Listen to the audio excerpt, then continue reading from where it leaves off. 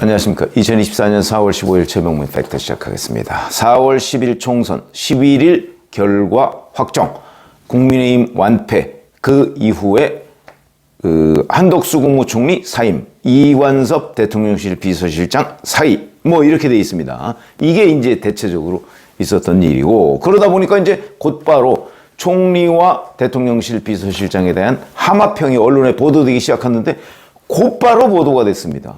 그래서 좀 참 의문이다. 뭐 이렇게 빨리 검토를 진행할까 과연? 뭐 이런 얘기. 물론 그 전체적인 기조는 국면 전환이죠. 자, 총선 완패의 국면을 어떻게 전환하느냐 하는 데 이제 방점이 맞춰져 있는데, 그동안 언론 보도, 초기 언론 보도를 보면 김한길 국민통합위원장, 김병준 전 교육부 총리, 그 다음에 권영세 의원, 거기다가 이제 박주선 전 의원, 그 윤석열 정부에서 대통령직 취임준비위원장을 했었죠. 뭐 이렇게 거론되더니 오늘 또 보면 뭐 정진석 의원, 이번에 공주부여청양에서 낙선했죠. 그 다음에 호남 출신의 또 이정현 전 의원, 뭐 이번에 역시 순천 구례 곡성 뭐 이 지역에서 또 낙선을 했던 까지 거론이 되고 있습니다.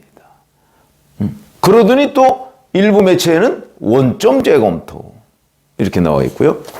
대통령 비서실장은 뭐 원희룡 전 국토부 장관이 유력 뭐 이렇게 나왔었는데, 그동안에 나온 걸 보면 뭐 이동관 전 특보, 그 다음에 장제원 의원, 그 다음에 여기에 또 박주선 전 의원은 여기에도 거론이 됐습니다. 뭐 정무 감각이 있다 뭐 이런 이제 그 얘기로요. 자, 그러더니 이제 채널A 어제 보도를 보면, 어제 저녁 보도를 보면 원점 재검토 또 이렇게 나왔습니다. 도대체 그동안 무슨 일이 있었던 것인가? 그러니까 과연 그동안 쭉 나왔던 총리와 대통령 비서실장 이 함합평이 언론이 취재를 잘못한 결과인가, 아니면 대통령실이 우왕좌왕하는 결과인가? 저도 참 의문입니다. 저는 좀 취재의 잘못도 상당히 있다고 봅니다. 무슨 얘기냐면, 대통령실 이런 내각을 구성하는 또는 대통령실을 구성하는 주요 포스트에 대한 인사는요, 그냥 웬만한 뭐 비서관급, 행정관급이 뭐라고 툭툭 던진다고 쓸 수 있는 일이 아닙니다. 적어도 이거는 수석 이상급에서 그런 얘기들이 나와줘야 검토 중이구나 이렇게 쓸 수 있는 거죠. 아니면 그 사람들이 뭐 누굴 건의했다든가, 건의했다고 뭐 되는 거 아니지 않습니까? 이런 인사 취재를 해보면 건의한 사람도 중요하고 실제 검토 과정도 중요하고 제일 중요한 거는 나중에 결과로서 나오는 거겠죠. 근데 결과로서는 아직 안 나왔으니까. 그리고 또 많은 언론 매체들이 14일에 대통령실 비서실장을 발표할 것이다 이렇게 예고 기사를 내보냈는데 오늘 15일입니다. 그랬더니 또 다시 연기, 그러더니 또 뭐 길어질 듯 언론 취재가 춤을 추고 있다. 그거는 제가 볼 때는 어떤 취재 방식, 취재 결과 뭐 이런 것들에 좀 문제가 있지 않나. 뭐 유튜버들은 말할 것도 없죠. 유튜버들이야 뭐 대부분 취재하고 쓰는 건 아니니까. 거긴 그냥 자기 주장을 이제 펴는 거에 불과하고. 그러니까 언론 매체들이 지금 쓰는 것들이 취재가 좀 부실한 거 아니냐. 제가 뭐 현장 기자들을 욕하는 게 아니고 좀 정확하게 뭔가 진짜 검토 대상에 올랐을 때 기사화해야 되는 것 아닌가 하는 아쉬움이 있어서 말씀을 드립니다. 자, 근데 어제 채널A 보도를 보면 이런 게 있습니다. 대통령실의 지금 기류가 등 떠밀리듯 하지 않겠다 뭐 이런 거라는 거거든요. 정말 그 취재가 맞다면 얼마나 우스운 얘기입니까?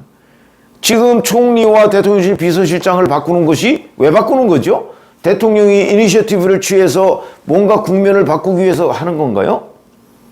어차피 총선에 참패해서 분위기 쇄신 차원에서 그야말로 총선 완패에 떠밀려서 하는 겁니다.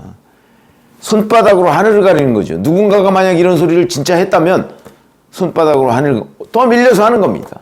다만 우리 등 떠밀어서 합니다 이렇게 얘기할 수는 없으니까 그냥 우리가 신중하게 국민의 뜻을 받들어 뭐 이렇게 얘기하는 건 모르겠지만 등 떠밀리듯이 하지 않겠다? 그거는 팩트를 무시하는 겁니다. 어차피 등 떠밀려서 지금 다 여기까지 온 거 아닙니까? 뭐 그런 아쉬움이 있고요. 자, 다만 여기서 제가 얘기한 거 비서실장 인선은 좀 다릅니다. 이거는 뭐 무슨 국회에서 인사청문회가 있는 것도 아니고, 그 다음에 뭐 국회 본회의에서 국회의원들이 뭐 동의를 해줘야 되는 것도 아닙니다. 대통령 비서 뽑는 겁니다, 비서. 그렇기 때문에 이거는 뭐 다만 유일한 기준이라면 야당을 극도로 자극할 수 있는 인물, 그건 곤란하죠. 뭐 그런 점에서 본다면 여기에서는 아마 그동안 야당을 자극해왔던 인물이 누군가. 잘 아시다시피 김한길 국민통합위원장, 이동관 전 방송통신위원장, 뭐 야당의 극심한 반발이 있었습니다. 충분히 예상할 수 있는 대목이죠. 김한길 위원장의 경우에는 야당 출신이죠. 새정치민주연합 대표를 하지 않았습니까? 지금 민주당의 전신. 그러니까 이제 야당에서는 뭐 배신자 뭐 이렇게 얘기를 할 거고요. 이동관 전 방송통신위원장은 뭐 등장하자마자 뭐 방송장악의 뭐 천병 뭐 이런 지적을 받아왔고, 그건 물론 야당의 공격 포인트입니다만은 지적을 받아왔고, 어쨌든 이런저런 이유로 해서 방송통신위원장을 몇 달 못하고 그냥 하차했습니다. 아마 다시 거론되는 순간 야당이 벌떼같이 일어날 것이라는 건 충분히 알 수 있는 대목이고, 아무리 비서실장이 뭐 청문회를 안 거친다고 할지라도 이 정도가 되면 이제 이거는 야당을 자극할 인물이다. 장제원 의원 마찬가지고. 그런데 예를 들어서 이제 뭐 원희룡 전 국토부 장관이나 박주선 전 의원이나 뭐 이런 사람들은 뭐 굳이 그렇게 자극할 만한 인물이라고 보기는 어렵죠. 원희룡 전 장관은 이번에 이재명 후보하고 인천 개항을 해서 경쟁을 했습니다만은 그 경쟁이야 뭐 정상적인 그 선출 과정 아니었습니까? 그러니까 그걸 가지고 자극할 인물이라고 하기는 어려울 것 같고, 박주선 전 의원 뭐 호남 출신에 더군다나 그 과거 새정치국민회의 출신이고 뭐 이러니까 뭐 특별히, 그리고 뭐 지금 민주당하고 특별히 또 척지거나 뭐 그런 건 아니니까 뭐 하여튼 이런 정도는 완전히 다른 얘기죠, 이건. 그러나 총리 인선은 또 비서실장과는 떼놓고 생각해야 되는 겁니다. 왜? 이거는 청문회를 거칠 뿐만 아니고 국회를 통과해야 되거든요. 지금 민주당, 이재명의 민주당이 과연 순순히 윤석열 그 대통령이 지명하는 국회의원, 아니죠, 국무총리 후보자를 통과시켜 줄까요? 아마 온갖 핑계를 내고 트집을 잡아서 부결시키려고 할 겁니다. 이때를 연상하면 됩니다. 대법원장 후임자 추천. 그때 이균용 대법원장 후보자 국회에서 낙마했습니다. 1980 몇 년인가요? 뭐 90년인가? 뭐 그때 이후에 처음 있는 일입니다. 아마 그 이후에 이균용 후보자 같은 사람을 또 지명했다면 또 낙마했을 겁니다. 그래서 이제 윤석열 대통령이 임기를 다 채우지 못함에도 불구하고 지금의 조희대 대법원장을 선택한 겁니다.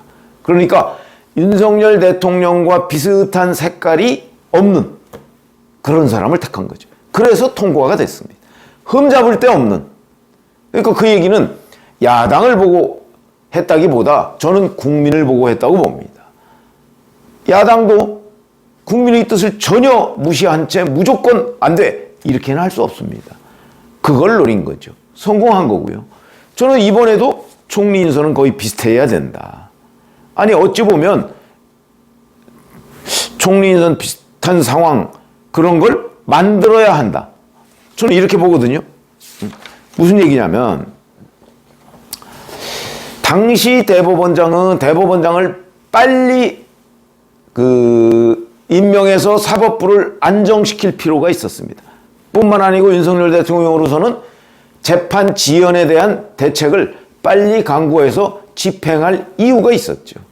그 뭐 이재명, 이화영 뭐 이런 여러 조국 이런 여러 피고인들이 당시에 재판 진행이 되고 있었기 때문에, 지금도 진행되지만 이게 만약 질질 늘어지면 윤석열 대통령 핵심 지지층조차 돌아설 가능성이 있다. 뭐 이런 걸 다 염두에 두고 대법원장 지명만큼은 뭐 야당이 좀 비율을 맞추더라도 어쩔 수가 없다. 이런 측면이 있는데 저는 뭐 총리는 다르다고 생각합니다.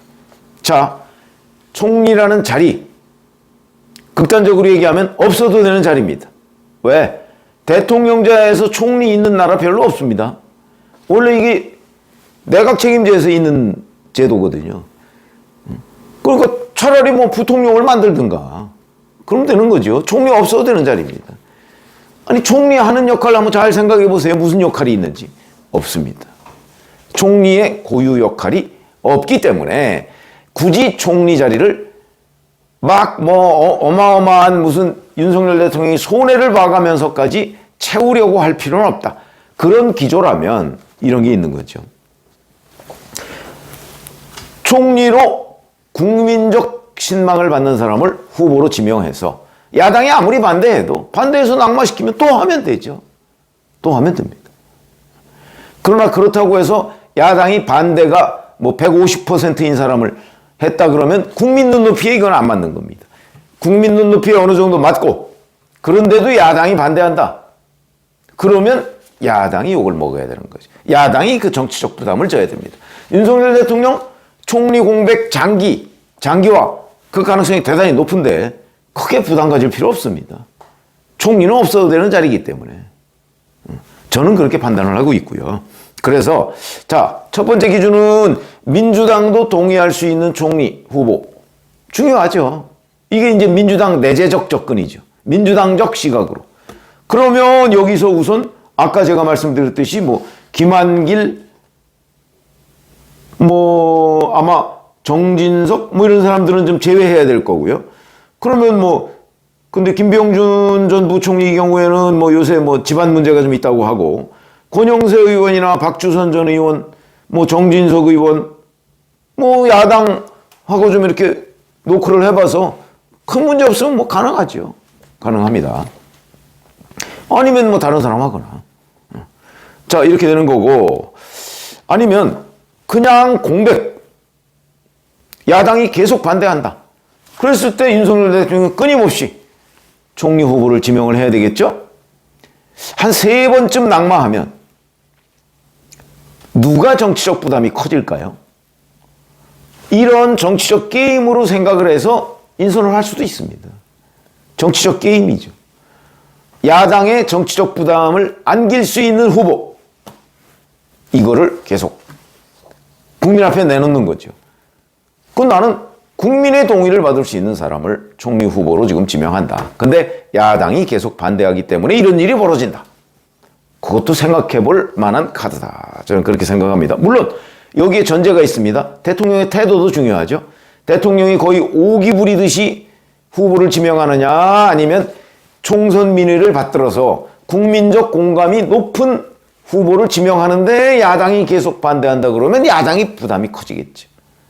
이런 기준으로 하는 것이 중요하고 뭐 비서실장이야 뭐 대통령이 맘대로 하지만 그렇다고 해서 야당이 강력한 반발을 초래할 사람은 좀 제외하고 이거는 정무적 감각이 필요한 거죠. 총리는 좀 다르다. 그래서 총리 문제에 관해서 좀 깊이 있는 검토가 있었으면 좋겠다. 물론 그 전에 대통령의 태도 변화가 있어야 된다. 그 태도 변화는 대통령이 이제 그야말로 국민과의 대화에 나서야 하는 것을 전제로 해서 하는 말씀입니다. 고맙습니다.